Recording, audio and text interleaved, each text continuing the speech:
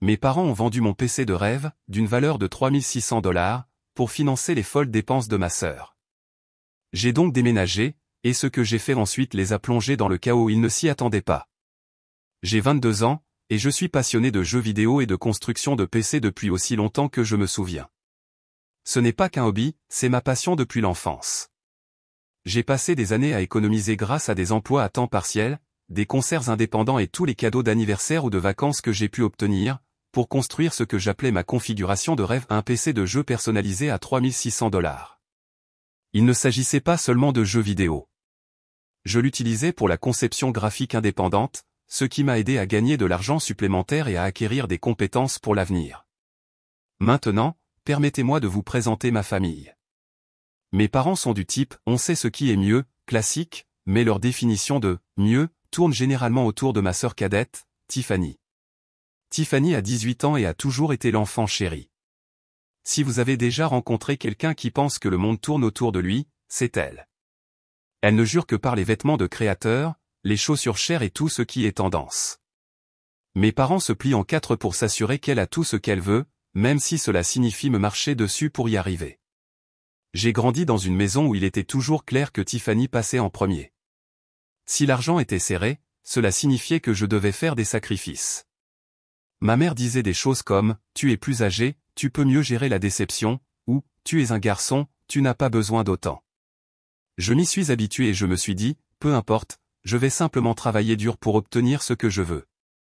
Je ne ressentais pas de ressentiment envers Tiffany, je me suis simplement concentré sur mes propres objectifs et je suis resté à l'écart. Quelques mois plus tard. C'était un samedi ordinaire. J'étais sorti avec mon ami Ethan.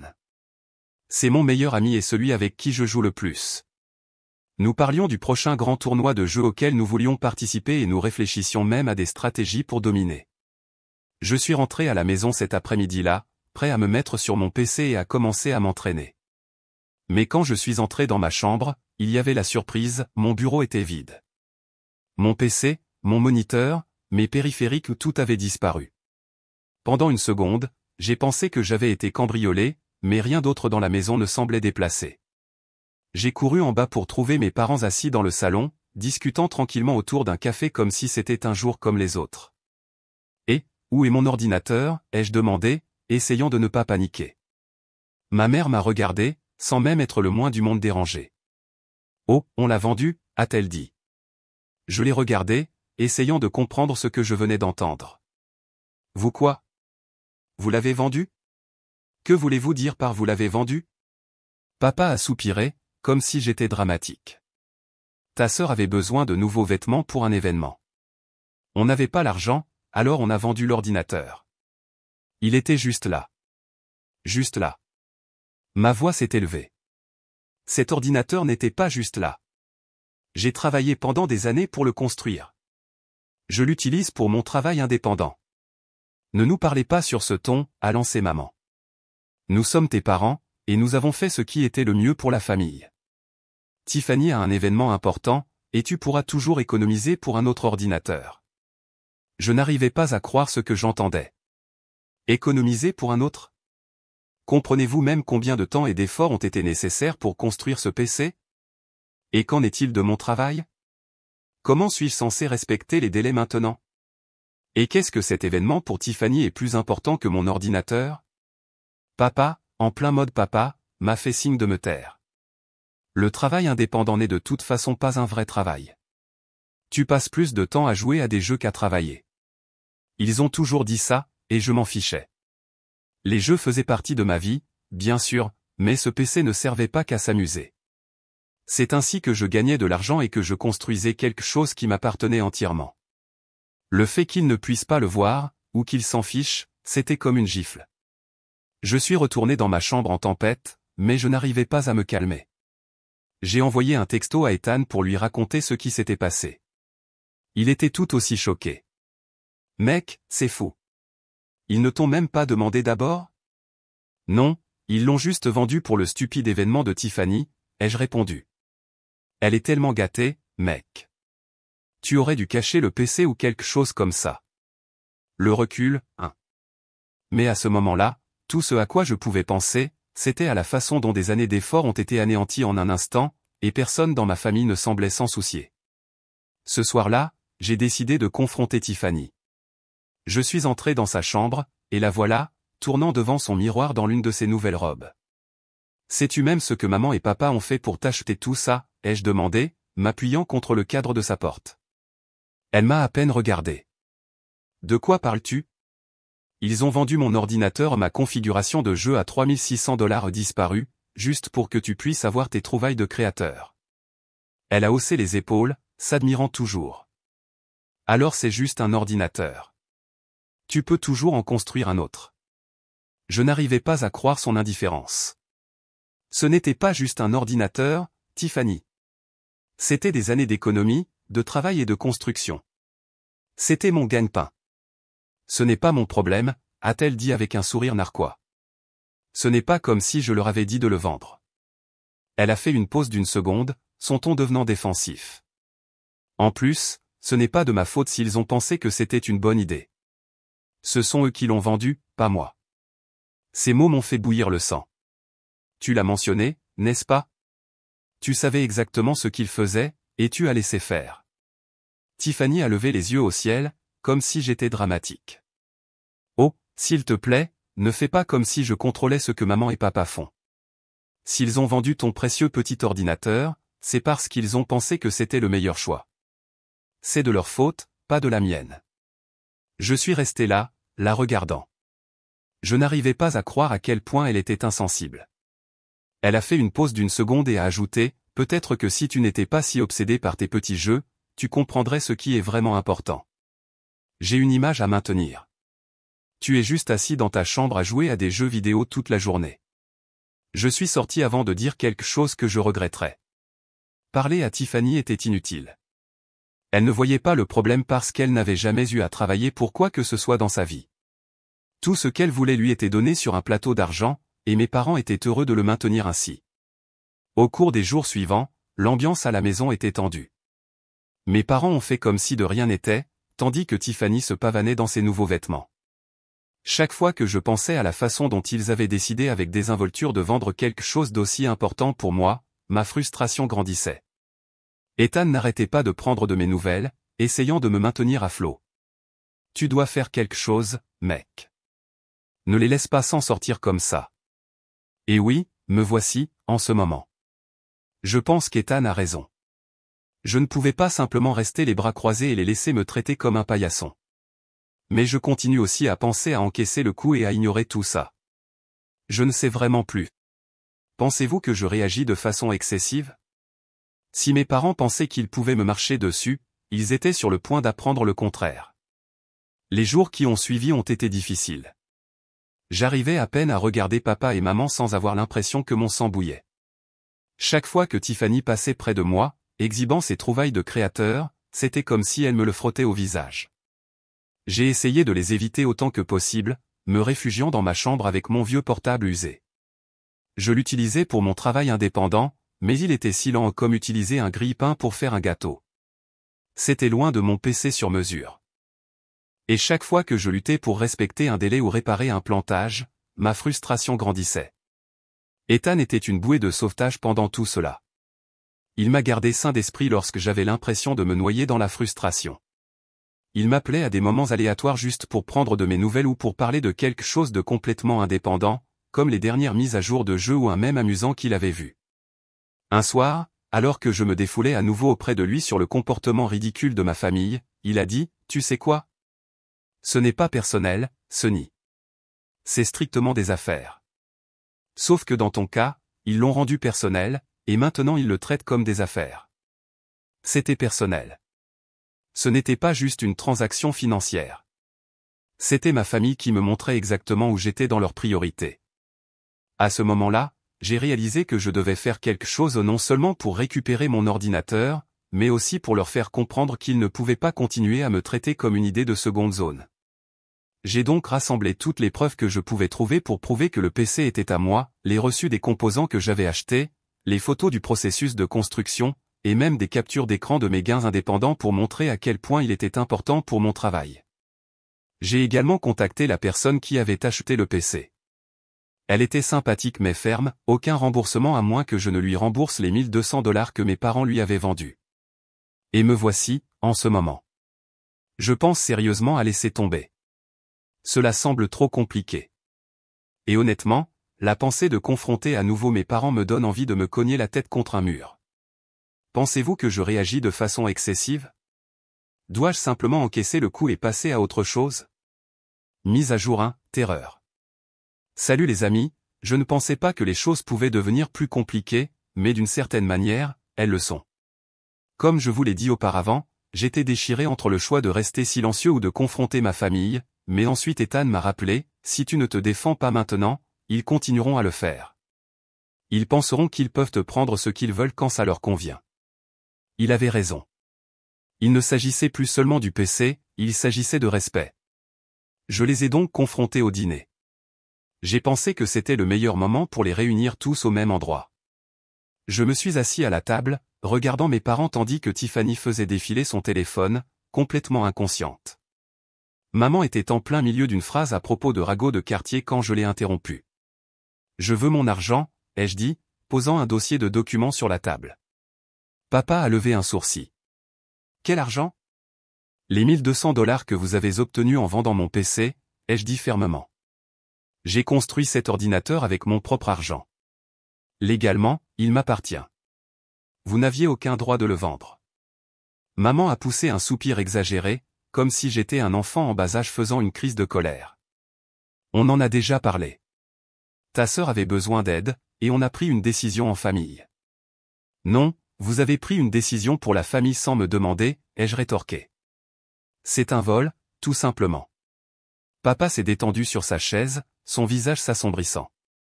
Surveille tonton, garçon. Nous sommes tes parents. Tout dans cette maison nous appartient. Tu vis sous notre toit, donc techniquement, cet ordinateur était à nous. Ça ne marche pas comme ça, ai-je dit, gardant ma voix stable, même si j'avais envie de crier. J'ai sorti un reçu et je l'ai montré. Ceci indique que j'ai payé les pièces avec mon propre argent. C'est la preuve que c'était à moi. Et ceci, je leur ai remis l'exemplaire de l'acheteur de la transaction, prouve que vous l'avez vendu pour 1200 $. Vous me devez de l'argent.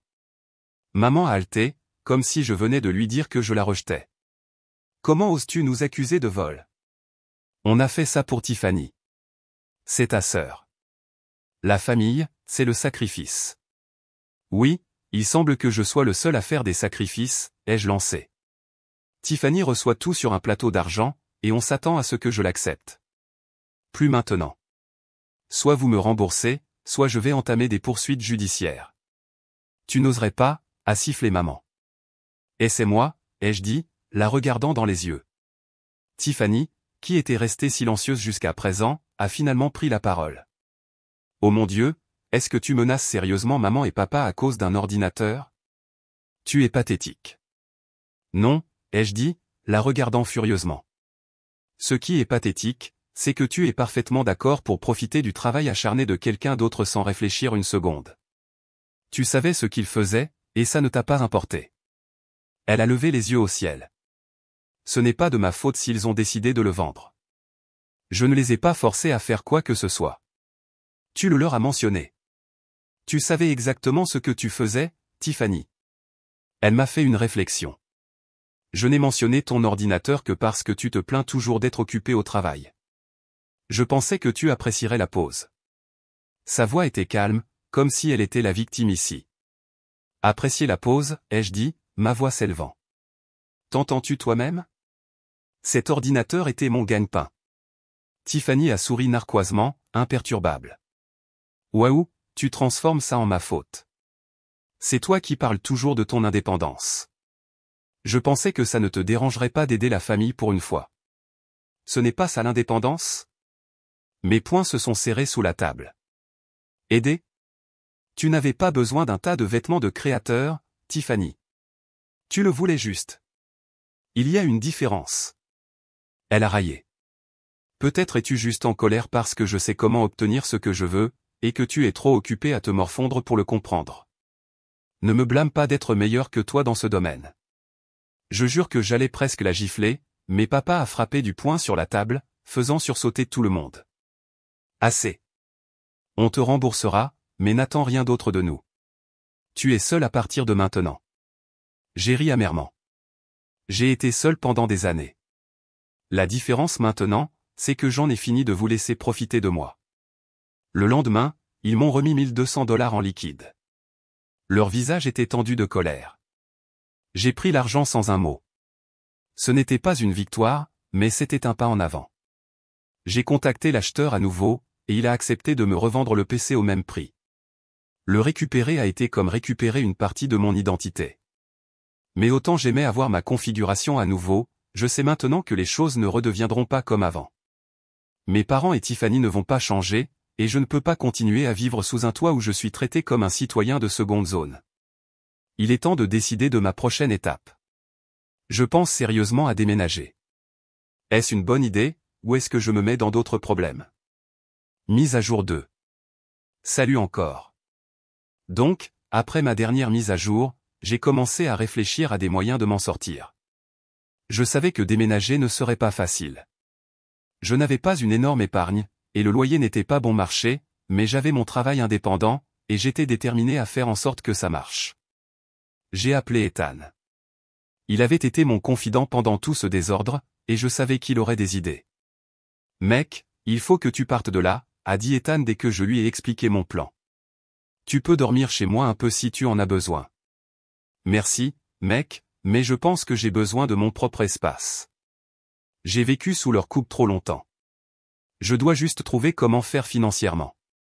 Ethan a gardé le silence un instant, puis a dit, « Et si tu redoublais d'efforts sur tes affaires indépendantes? Tu es bon, et il y a certainement une demande. Tu pourrais même recommencer le streaming. » Il n'avait pas tort. Je m'étais essayé au streaming auparavant, mais la vie s'en était mêlée. Maintenant, avec mon PC de retour et le feu sous les pieds, c'était le moment idéal pour retenter l'expérience.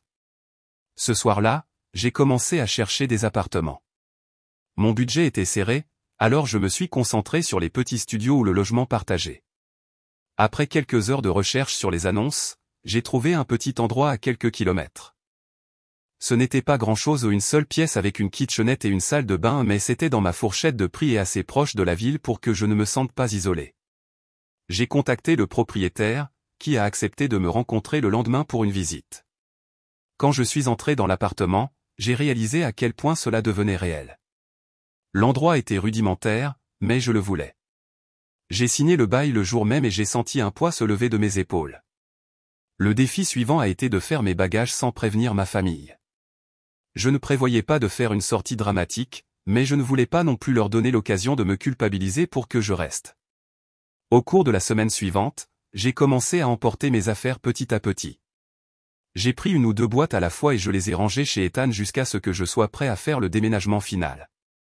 Pendant ce temps, je me suis plongé corps et âme dans le travail indépendant et le streaming. J'ai mis à jour mon portfolio, j'ai contacté d'anciens clients et j'ai même commencé à faire la publicité de mes services sur des forums et les médias sociaux. La réponse a été meilleure que prévu, et en quelques jours, j'avais assez de travail pour couvrir le loyer du premier mois. À l'approche de mon jour de départ, j'ai commencé à éviter ma famille autant que possible. Tiffany ne semblait pas s'en apercevoir, elle était trop occupée à afficher son dernier sac de créateur sur les médias sociaux. Mon père et ma mère, par contre, semblaient sentir que quelque chose n'allait pas. Ils ont commencé à faire de petits commentaires au dîner, comme « Tu as été étrangement silencieux ces derniers temps » ou « Tu devrais nous le faire savoir si tu prévois quelque chose de grand ». Je les ai évités avec des réponses vagues, mais je pouvais sentir leurs yeux sur moi. La goutte d'eau a eu lieu 2 nuits avant mon déménagement. J'étais dans ma chambre, en train de ranger mes dernières affaires, quand ma mère a frappé à ma porte. « On peut parler ?» a-t-elle demandé, entrant avant même que je puisse répondre.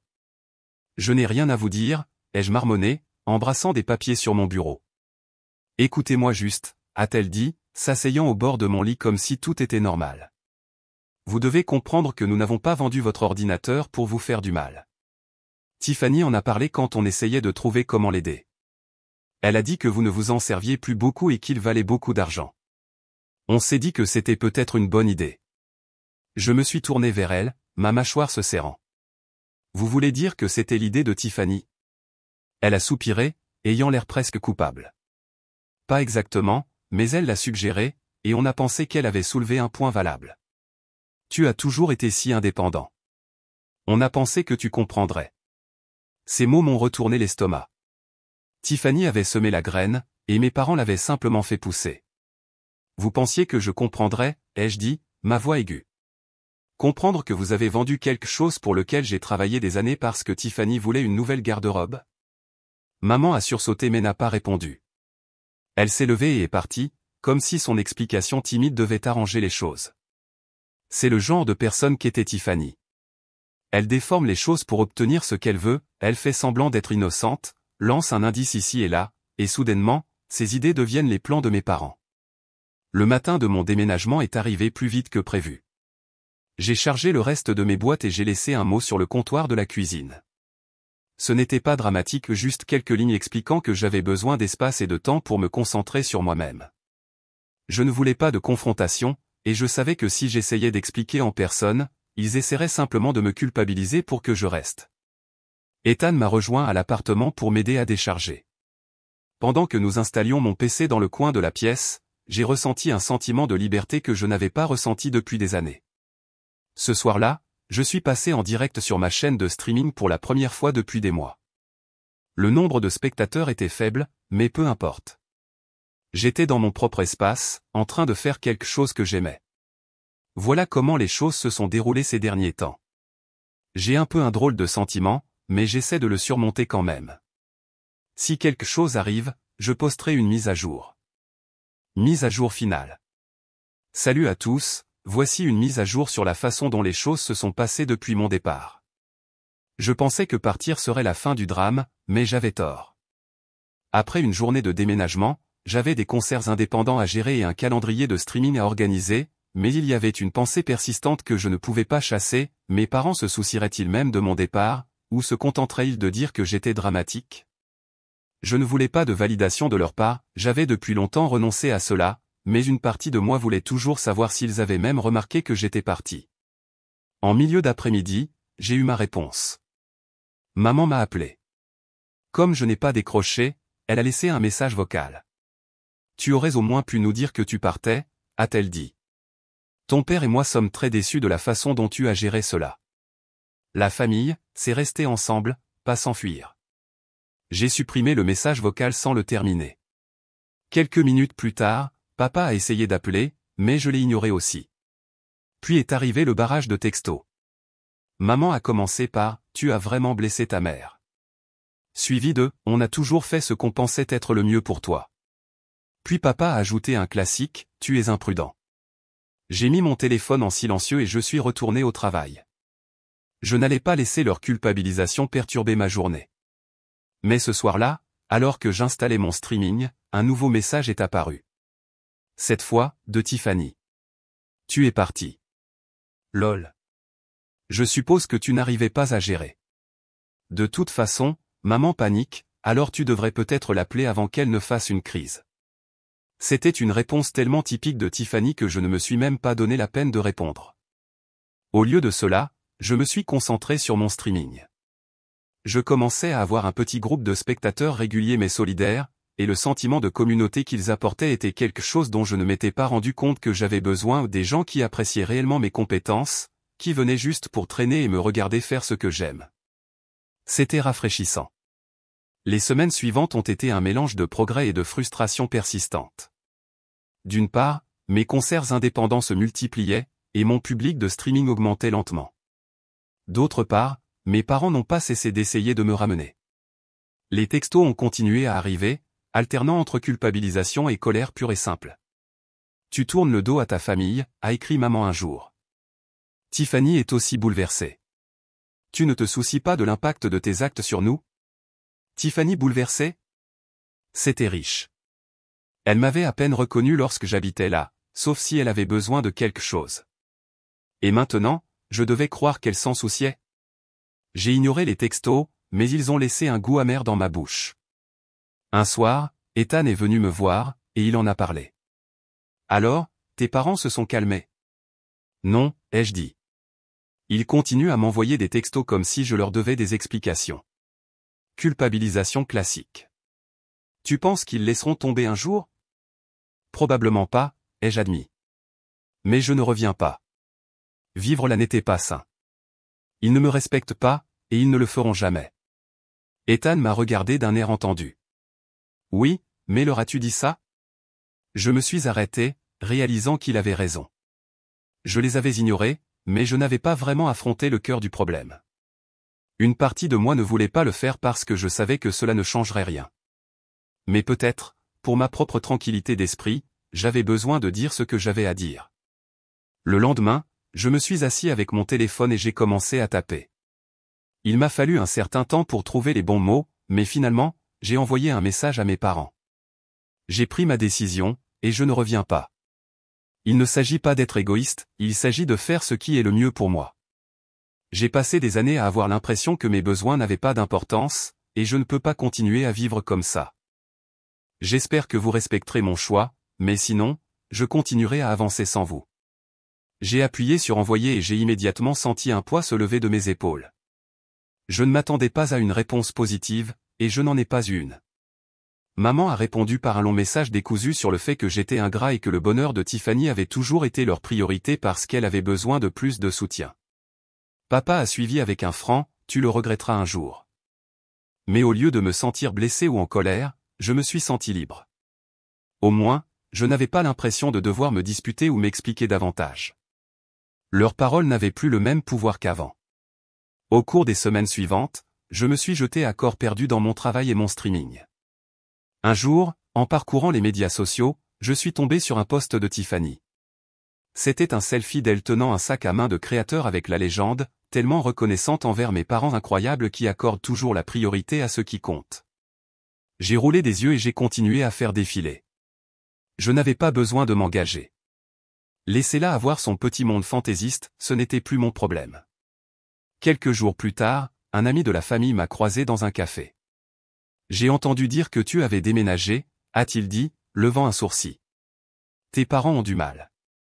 Tu sais qu'ils ont demandé de l'aide à tout le monde. J'ai froncé les sourcils. Eux, de l'aide? Qu'est-ce que tu veux dire? Ils se sont trop endettés en achetant des choses pour Tiffany. Je pense qu'ils pensaient que tu serais toujours là pour participer. J'ai haussé les épaules, prenant une gorgée de mon café. C'est malheureux. Et je le pensais. C'était malheureux pour eux. Pour moi, je vais très bien sans eux. Après cette conversation avec un ami de la famille, je n'ai pu m'empêcher de ressentir un étrange sentiment de validation. L'effondrement des finances de mes parents n'était pas quelque chose qui m'a réjoui, cela a simplement confirmé ce que je savais depuis longtemps, ils avaient accordé la priorité au désir de Tiffany à la stabilité familiale pendant des années, et maintenant ils en subissaient les conséquences. Pendant ce temps, j'apprenais enfin ce que signifiait être indépendant, et je n'allais pas laisser leur choix me ramener dans leur chaos. Cela n'a pas empêché les textos culpabilisants d'arriver. Les messages de maman sont devenus plus désespérés. On a des difficultés ici, et tu nous as laissé gérer tout cela seul. Puis il y a eu la phrase préférée de papa, si tu étais un bon fils, tu aiderais ta famille dans le besoin. Un bon fils? C'était riche, venant de quelqu'un qui ne pouvait même pas reconnaître mon travail acharné, et encore moins le respecter. Tiffany est restée silencieuse, cependant. Elle n'a pas contacté, et honnêtement, je ne m'attendais pas à ce qu'elle le fasse. Elle a probablement pensé qu'elle laisserait nos parents faire le plus gros du travail et qu'elle attendrait que je cède. Un jour, Ethan est revenu. Il avait un sourire comme s'il avait quelque chose d'important à me dire. Devine qui j'ai croisé au magasin aujourd'hui, a-t-il dit alors que nous nous installions. Qui, ai-je demandé, sachant déjà que c'était probablement quelqu'un lié à ma famille. Ta mère, a dit Ethan en riant. Elle m'a coincé près des pizzas surgelées et a lancé toute une diatribe sur le fait que tu les avais abandonnées. Elle a même dit que tu étais influencé par de mauvaises fréquentations, ce qui, je suppose, c'est moi. J'ai roulé des yeux. Bien sûr, elle l'a fait. Que as-tu dit? Je lui ai dit, tu te débrouilles très bien, et peut-être que s'il te respectait plus, tu n'aurais pas eu à partir, a dit Ethan en souriant. Elle ne l'a pas bien pris. J'ai ri, mais au fond, ça m'a un peu piqué. Non pas à cause de ce que maman a dit à ce stade, j'étais habitué à ces drames mais parce que c'était un autre rappel du peu qu'ils me comprenaient. Ils n'étaient pas contrariés parce qu'il me manquait, ils étaient contrariés parce qu'ils avaient perdu le contrôle. Quelques jours plus tard, maman a envoyé un autre texto. Celui-ci était différent des autres. L'anniversaire de ta sœur approche. On aimerait que tu rentres pour le dîner. Cela signifierait beaucoup pour elle. J'ai regardé le message pendant longtemps. Une partie de moi voulait croire que c'était leur façon de tendre une branche d'olivier, mais je savais mieux. Il ne s'agissait pas de réconciliation, il s'agissait d'apparence. Ils voulaient jouer la famille heureuse pendant une nuit, et je devais faire semblant que tout allait bien. J'ai montré le texto à Ethan, et il a secoué la tête. Ne le fais pas, mec. Ils vont juste te ramener dans leur drame. Je sais, ai-je dit en soupirant. Mais si je n'y vais pas, ça va juste leur donner plus de munitions pour dire que je suis le méchant. Qui s'en fiche de ce qu'ils disent? Ethan a rétorqué. Tu ne vis plus ta vie pour eux. Tu ne leur dois rien. Il avait raison, bien sûr. Au fond, je le savais. Mais dire non à ma famille, même après tout ce qui s'est passé, était plus difficile que je ne voulais l'admettre. Alors j'ai fait quelque chose que je n'avais pas fait depuis mon départ, j'ai appelé maman. Quand elle a décroché, sa voix dégoulinant de fausse chaleur. Oh, chérie, c'est tellement bon de t'entendre. Salut, maman, ai-je dit, en gardant mon ton neutre. J'ai eu ton texto concernant l'anniversaire de Tiffany. Oui, on organise un bon dîner, juste la famille, a-t-elle dit rapidement. Tiffany aimerait que tu sois là. Je ne pense pas pouvoir y aller, ai-je dit fermement. Je suis vraiment occupé par le travail en ce moment, et honnêtement, je ne pense pas que ce serait une bonne idée. Il y a eu une longue pause avant qu'elle ne réponde. Tu vas vraiment laisser ta sœur tomber comme ça? Après tout ce qu'on a fait pour toi. Et voilà, la carte de la culpabilité, pile à l'heure.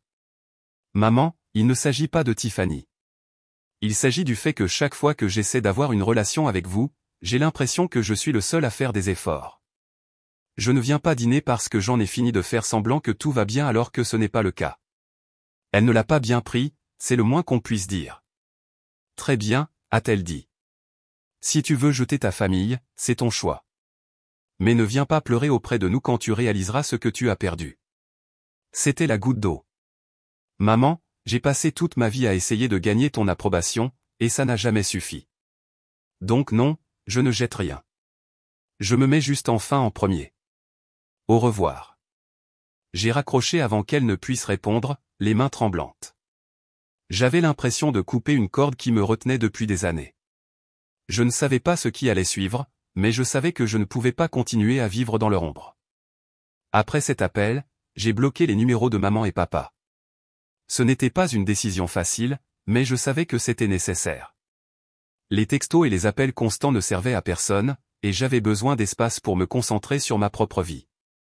Tiffany ne s'est même pas donné la peine de me contacter, ce qui, honnêtement, a simplifié les choses. Avec le drame familial hors de question, j'ai pu me consacrer pleinement à mon travail et à mon streaming. Un soir, alors que je faisais du streaming, quelqu'un dans le chat a demandé « Qu'est-ce qui t'a fait commencer le streaming ?» J'ai hésité un instant. Je n'avais pas parlé publiquement de ma situation familiale, c'était trop personnel. Mais ensuite, j'ai réalisé que ce n'était pas grave.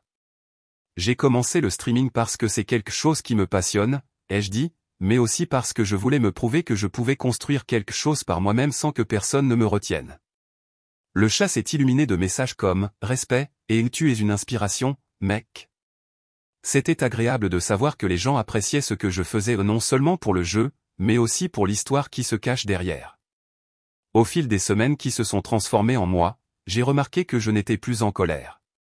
Je ne voulais toujours pas avoir de relation avec mes parents ou Tiffany, mais je n'avais pas besoin de m'attarder là-dessus.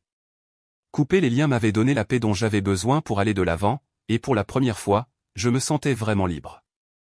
Un jour, Ethan et moi traînions, et il a demandé « Alors, penses-tu qu'ils s'excuseront un jour ?» J'ai haussé les épaules. Probablement pas, mais honnêtement, je n'ai pas besoin qu'ils le fassent. Je vis enfin ma vie à mes propres conditions, et ça me suffit. Et c'était le cas. Maintenant, je construis une vie où mon travail acharné est valorisé et mes passions sont célébrées, et non pas rejetées.